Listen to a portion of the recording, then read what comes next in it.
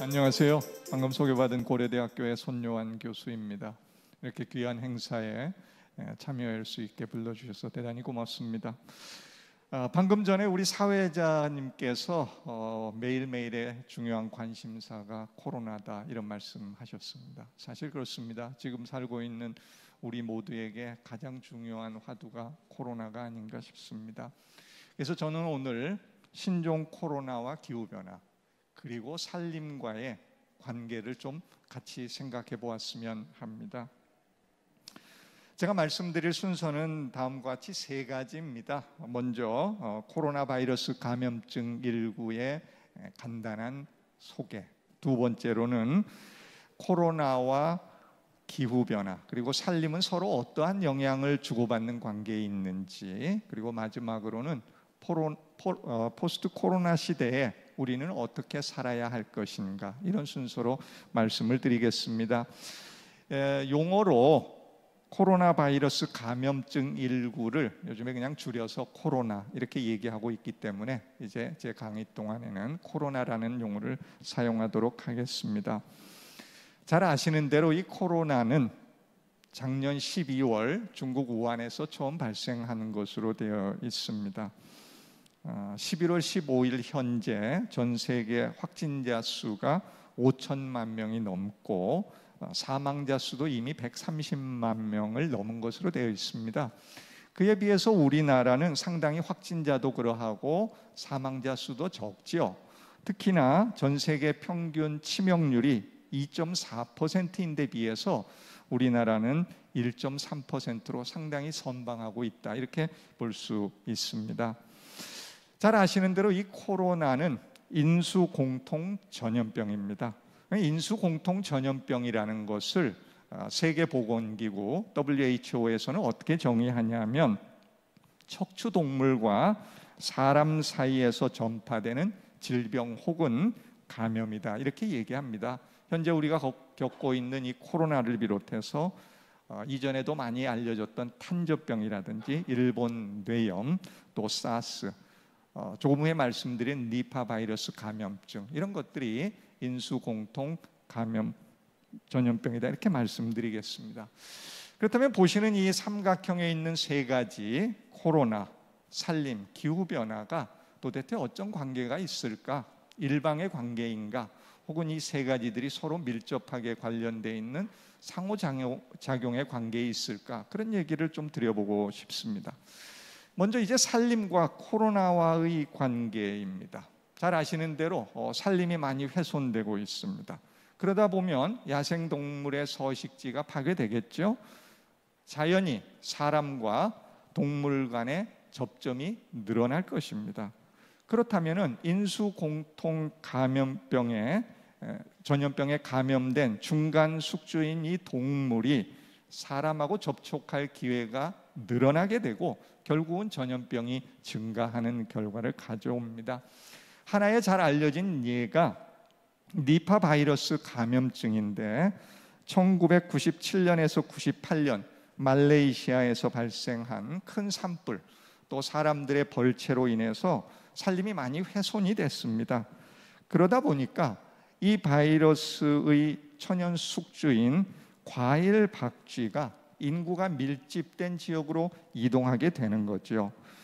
이 과일 박쥐의 바이러스가 돼지에게 이동하고 감염된 돼지가 사람에게 전염을 시켜서 결국은 105명이 사망하는 그러한 결과를 가져온 아주 좋은 사례를 볼 수 있습니다. 결국 살림이 코로나에 상당한 영향을 미치는구나 하는 것을 단적으로 볼 수 있습니다.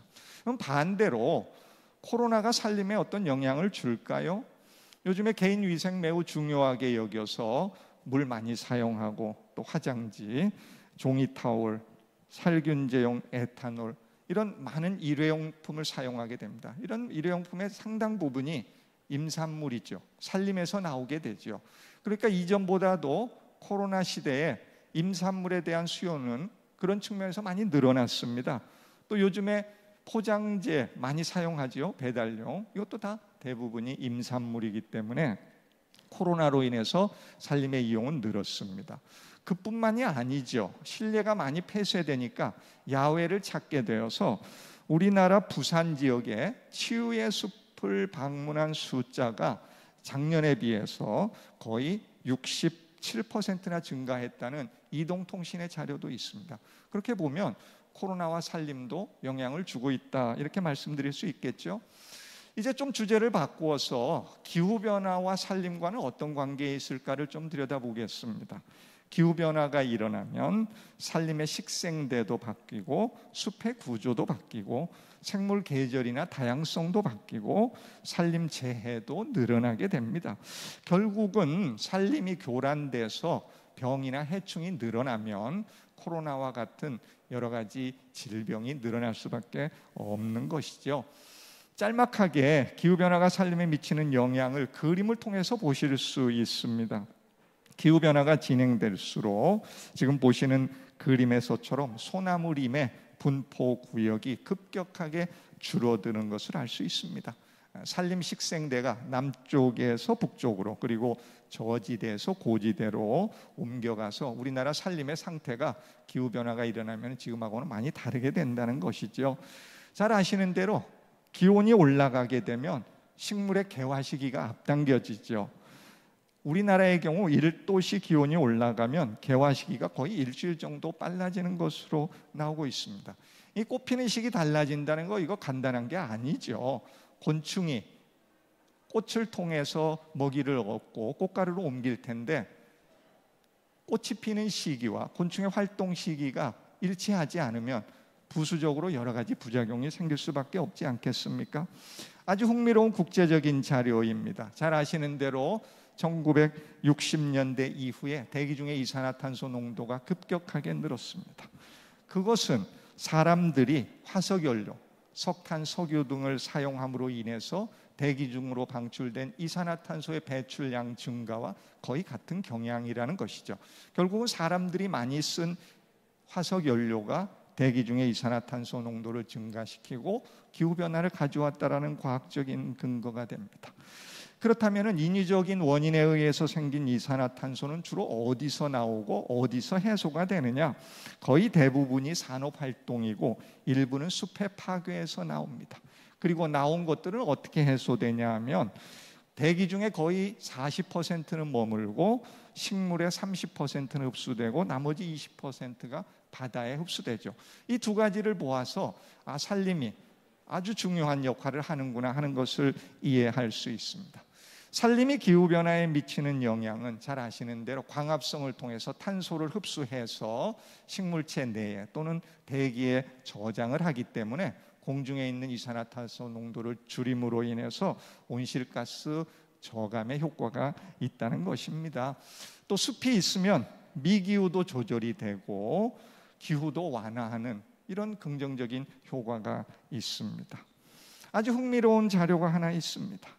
코로나와 기후변화의 관계를 코로나 사태로 인해서 사람들의 이동량이 줄어들고 산업활동이 감소하니까 결국은 탄소 배출량이 매우 줄어든다는 것입니다. 아울러서 미세먼지도 줄었습니다. 현재 보시는 그림에서 올해 1월부터 7월까지 전년은 파란색으로 올해는 붉은색으로 나타내었는데 탄소 배출량이 아주 많이 줄은 것을 아실 수 있습니다. 코로나로 인해서 사람들이 덜 이동하고 또 산업활동도 줄어들기 때문 아니겠습니까? 그렇다면 이 코로나가 기후변화에 상당한 영향을 미치고 있구나 하는 얘기 알 수 있습니다. 과거 한 50년 동안에 대기 중에 탄소 배출량이 일시적으로 늘어난 때가 한 5번 정도 있었다고 되어 있습니다. 지금 보시는 그림에서처럼 계속 증가만 한 것이 아니라 일시적으로 줄었다 다시 증가하고 하는 일을 5번이나 반복했습니다. 지금 우리가 보고 있는 탄소 배출량 감소도 아마 코로나 사태가 종식이 되면 다시 늘어날 가능성이 매우 높겠죠. 여전히 기후변화는 가속화되겠죠. 아주 흥미로운 자료 하나를 최근에 보게 되었습니다. 올해 9월 달에 미국 생태학회에서 발행하는 잡지에 나온 것인데 브라질의 상파울루는 전 세계에서 가장 많이 번개가 치는 데라고 합니다. 그런데 코로나 이후에 10분의 1로 줄었대요. 그 이유가 방금 말씀드린 배출물, 대기 중에 오염물질의 양이 줄어서 번개 발생이 10분의 1로 줄었다라는 아주 정말 흥미로운 기록을 볼 수 있습니다. 코로나가 우리의 모든 생활에서 우리가 생각지도 못한 영역에서 영향을 주고 있구나 하는 것 아실 수 있겠죠. 그렇다면 기후변화와 코로나와의 관계도 잠깐 들여다볼 수 있습니다. 세계보건기구에서 이야기하는 바에 의하면 평균 기온이 1도씨가 올라가게 되면 전염병 발생 확률은 4%가 늘어난다, 이렇게 되어 있습니다. 계속해서 지구의 온도가 올라가면 발생 확률은 더 훨씬 늘어나지 않겠습니까? 또 잘 아시는 IPCC라는 기후변화에 관한 정부 간 협의체에서 현재 수준의 온실가스 배출이 계속되면 2100년에는 지구의 온도가 거의 5도씨 이상 올라갈 거다, 이렇게 예측하고 있습니다. 그렇다면 이런 온난화로 인한 최악의 상황을 피하기 위해서는 평균 기온을 산업화 이전에 비해서 최소한 1.5도씨 상승 수준에서 막아야 된다, 이렇게 국제적으로 논의하고 있습니다. 여러분, 기후변화가 일어나서 따뜻해지면 어떤 일이 생길까요? 잘 아시겠지만 모기의 서식 환경이 더 좋아지고 따라서 모기의 서식 범위가 넓어지고 더 북상하게 되겠죠. 그렇다면 열대, 아열대에 있었던 질병들이 온대까지도 쉽게 올라올 수 있겠다. 아주 금방 이해할 수 있는 예측이 될 것입니다. 인체의 면역력도 급격하게 떨어진다는 것입니다. 사람이 바이러스가 들어오면 체온을 높여서 대응을 하는데 병원체가 따뜻한 기온에 적응을 하게 되면 체온을 높여도 바이러스는 살아남아서 질병을 유발하게 된다는 것이죠. 자, 그렇다면은 이제 코로나가 백신이나 치료제가 나와서 종식이 되었다. 그래서 포스트 코로나 시대가 되었다. 그러면 우리는 이제 어떻게 해야 될까? 지금 겪고 있는 이 코로나 사태에서 얻은 교훈을 포스트 코로나 시대에는 어떻게 적용하면서 새로운 삶을 살까 하는 것입니다.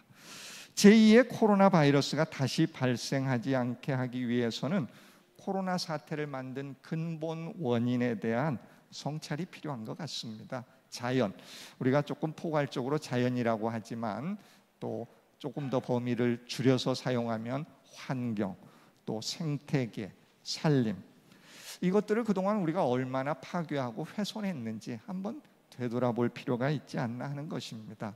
그것은 단지 개인뿐만 아니라 지역사회, 국가, 그리고 전 세계 공통으로 이에 대한 인식을 개선하고 단지 인식 개선에 그쳐서는 안 되고 실제로 행동으로 옮길 필요가 있다, 이렇게 생각합니다. 자연은 인간 삶의 수준을 향상시키기 위한 수단이 더 이상 아닙니다. 인간도 자연의 일부입니다. 따라서 자연이 가지고 있는 안정성을 유지하도록 하는 것, 이것이 절대 중요하다, 그렇게 말씀드릴 수 있습니다. 아울러서 인간의 건강이 매우 중요한 것과 못지않게 동물의 건강도 중요하고 환경의 건강도 중요하다. 그래서 공중보건에서는 One Health라는 개념을 씁니다. 하나의 건강, 즉 지구에 사는 모든 생명체가 그리고 환경까지도 건강하게 되어야 한다, 이런 개념이 우리에게 꼭 필요한 것 같습니다. 결국 이것을 한마디로 정리하자면 인간과 자연이 공존함으로써 지구의 지속 가능한 발전을 지향해야 되겠다, 이렇게 말씀드릴 수 있겠죠. 원헬스는 말씀드린 인간의 건강, 동물의 건강, 자연의 건강이 하나가 되어서 지구가 건강해지자라는 개념이라는 것이죠. 말씀드린 대로 포스트 코로나 시대에서 산림이 가지고 있는 여러 가지 좋은 기능들을 들여다봤습니다. 국제사회가 인정하는 유일한 온실가스 흡수원이기도 하고 또 물순환에 필수적이고 생태계 서비스도 제공하고 기후변화도 완화하고, 그렇다면 우리 주변에 있는 숲을, 산림을 이전보다는 다른 눈으로 바라볼 수 있지 않을까요? 서두에 말씀드린 세계 사이의 관계가 어느 일방의 관계가 아니고 아주 밀접하게 영향을 주고받는 관계가 있다라는 것을 짧은 시간을 통해서 느끼셨을 줄 압니다. 결국 이제 포스트 코로나 시대 우리가 할 일은 인간과 자연의 공존을 통해서 지구가 지속 가능하게 발전하는 것이 아닌가 이렇게 생각합니다. 대단히 고맙습니다.